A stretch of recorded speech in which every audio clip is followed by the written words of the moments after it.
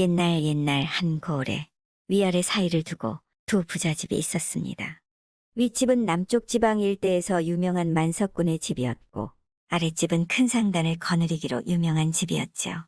그래서 자연스럽게 두 집 마님들은 형님 동생하며 만났다 하면 가진 것을 자랑하기 바빴습니다. 하루는 자랑을 하다 더 이상 자랑거리가 떨어졌는지 부리는 머슴을 자랑하기 시작했습니다. 형님, 우리 집 마당새는 새치열을 얼마나 잘 놀리는지, 또 척하면 그냥 넙죽 죽은 척이라도 얼마나 잘하는지 아주 그냥 이뻐 죽겠어요. 그러자 윗집 마님이 아이고, 임자는 인복도 타고났나 봐. 어디서 그런 모습을 구했는지 참 부럽구먼. 우리 돌쇠 저 녀석은 힘만 세서 시키지 않아도 혼자서 쌀을 이고지고 곶간을 채워놓기만 바빠. 거기다 먹기는 또 얼마나 처먹는지, 점심밥 2공기만 주면 나무를 얼마나 하는지, 글쎄 동네 뒷산이 민둥산이래 걱정이네. 이에 지기 싫었는지 아랫집 마님이 자랑을 해댑니다. 우리 집 마당새는 친구가 얼마나 많은지 날마다 밖에 나가 친구들과 어울려요. 술을 마시고 놀 때도, 또 소염을 먹일 때도, 마당 쓸 때도 주구장창 친구들이랑 함께 하지요. 그랬더니 윗집 형님이 말을 이었습니다. 어쩐지 지난번에 그 집 문간에 잔치라도 열린 것처럼 떠들썩하더니 그게 다 마당새 놈 친구들이었구먼. 친구는 참으로 사귀기 어려운 것인데 거참 머슴놈이 재주도 좋구먼. 근데 친구가 많으면 진짜 친구가 별로 없다는데 우리 내기 한번 해볼까나? 형님 무슨 내기요? 마당새와 돌쇠 중 진짜 배기 친구가 누가 더 많은지 한번 시험을 해보는 거요.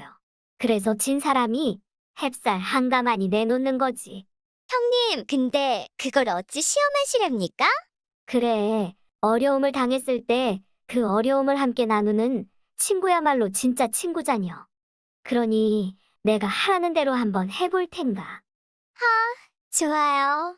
마당새는 친구가 많아서 보나마나 다 자기 일처럼 우리 마당새를 도와줄 게 뻔해요. 두고 보시라니까요. 아랫집 마님이 자신 있게 말했습니다.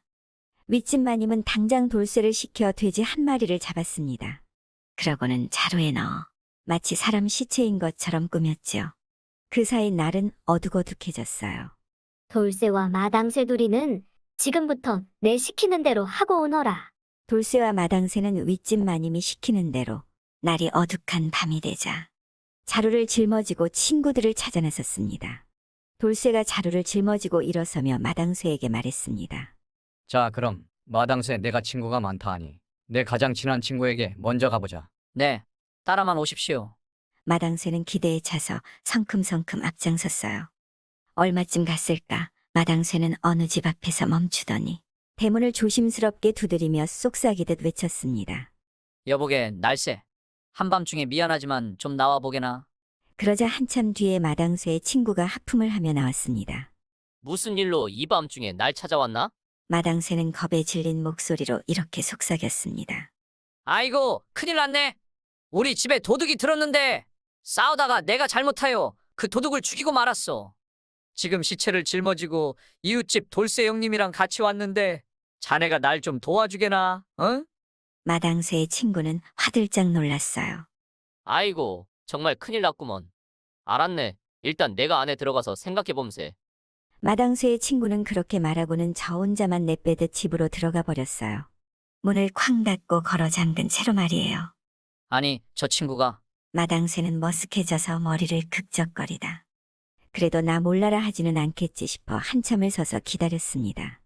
하지만 그 친구는 다시는 코빼기도 내밀지 않았고 이름을 불러도 대답하지 않는 것이 아무래도 아우의 일을 모르는 척하려는 것이 분명했습니다. 믿었던 친구가 이렇게 나오자 마당새는 분한 마음이 들었습니다. 다른 친구 집으로 가보자. 속상해하는 마당새가 안 되어 보였던지 돌쇠는 마당새의 등을 토닥여 주었습니다. 이번 친구는 틀림없이 저를 도와줄 거예요. 마당새가 다시 앞장서면서 다른 친구를 찾아갔습니다. 그런데 그 친구 또한 쏘스라치게 놀라며 발뺌하느라 정신없었습니다. 아이코, 일을 어쩌나? 도와주고 싶은 마음이야 굴뚝 같은데 마침 우리 집에 안 좋은 일이 생겼어. 이거 미안해서 어쩌지? 두 번째 친구도 서둘러 집 안으로 들어가 버리자 돌쇠는 한심하다는 얼굴로 마당새한테 물었어요. 즉, 내 절친한 친구들은 다 이와 같으냐? 마당새는 이번에도 거절당하자 돌쇠를 볼라 채 없었지만 나머지 친구들은 다르리라 생각하며 세 번째 친구를 찾아갔습니다. 그런데 세 번째 친구는 마당새의 말을 다 듣지도 않고 벌컥 화부터 냈습니다. 자네는 어찌 그 모양인가? 자기가 저지른 잘못에 친구인 나를 끌어들여 화를 입히려는 건가? 빨리 다른 곳으로 가보게나. 친구의 매정한 말에 마당새는 기가 막혔지만 그래도 친하게 지내던 친구들이 설마 자기의 처지를 그렇게 몰라줄까 싶어 서너 집을 더 찾아다녔습니다. 하지만 모두 핑계를 대며 슬슬 피할 뿐이었습니다. 마당새는 엉엉 울고 싶은 심정이었지요. 술 마시고 놀고 할 때는 간이라도 빼줄 듯 모두 친하게 굴더니 어려움을 당해 도와달라고 손을 내미니까 달아나 버리려고만 하다니요. 돌쇠는 묵묵히 마당새를 지켜보다가 마당새의 등을 두드리며 이렇게 말했습니다. 나에게는 친구 한 사람이 있다. 저 아랫마을에 살고 있는데 만난 지 꽤 오래되었구나. 아무튼 찾아가 보도록 하자. 이번에는 마당새가 자루를 짊어지고 돌쇠가 앞장서서 걷기 시작했습니다. 마당새는 돌쇠의 친구도 자기 친구들과 크게 다르지 않을 것이라 생각했습니다. 아랫마을에 도착한 돌쇠는 어느 허름한 집 앞에서 친구를 불러서는 사정을 이야기했지요. 이 사람아 누가 보기 전에 어서 안으로 들어와. 돌쇠의 사정을 다 듣고 난 돌쇠의 친구는 돌쇠를 집 안으로 잡아 끌었습니다. 그리고 서둘러 삽과 괭이를 내오더니 안방 구두를 열심히 파기 시작했어요. 돌쇠의 친구는 우두커니 서 있는 돌쇠와 마당새를 보자 답답하다는 듯 재촉하며 말했습니다. 자네들도 어서 나를 도와주게나. 조금이라도 늦어지면 곧 날이 밝아 남들 눈에 띌 게 아닌가. 생각해보니 자네한테 화가 미칠 것 같아서. 원 별소리를 다 하는구먼. 일단 이 자루부터 감추고 뒷일을 함께 의논하도록 하세. 친구의 말에는 진심이 듬뿍 담겨 있었어요. 그제야 돌쇠 친구의 두 손을 덥석 잡으며 껄껄 웃었습니다. 괜히 놀라게 했구만. 이것은 사람의 시체가 아니라 바로 돼지일세. 그게 무슨 뚱딴지 같은 소린가. 어리둥절해하는 친구에게 돌쇠는 마당새가 짊어진 자루를 가리키며 자초지종을 이야기해 주었습니다. 그러자 그 친구도 껄껄 웃으며 고개를 끄덕였습니다. 마당새야, 너는 친구가 많다고 했지? 하지만 그 가운데 너를 돕겠다고 선뜻 나서는 사람은 한 명도 없구나. 돌쇠의 말에 마당새는 얼굴이 시뻘개지고 말았습니다.